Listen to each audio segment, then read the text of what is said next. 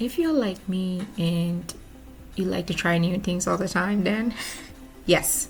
So I wanted to try a straight boho knotless braid, but then I was like, I don't want to do knotless. I want to add some pieces of hair, So that's what I did. I ordered like 3 pack of the straight hair extensions, and then I believe I used like 2 packs of pre-stretched braiding hair.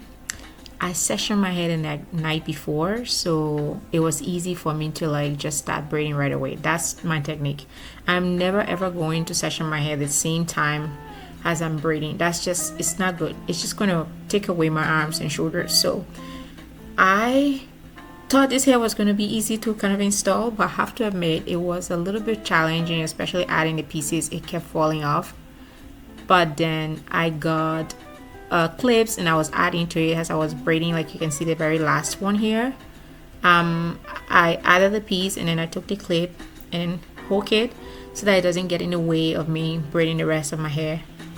And that was the secret. That's how it went out smoothly at the end. But the beginning it was stressful, but the outcome I love, and I think I'm going to try again. This is my first attempt and I'm giving myself a pat on the back because I know this hair takes a while to get done, and just you have to be very organized and be gentle.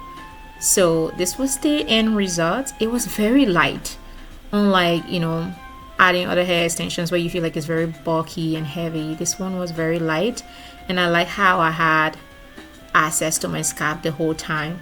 And this hair went on with me for 2 weeks, and I'm going to be doing it again.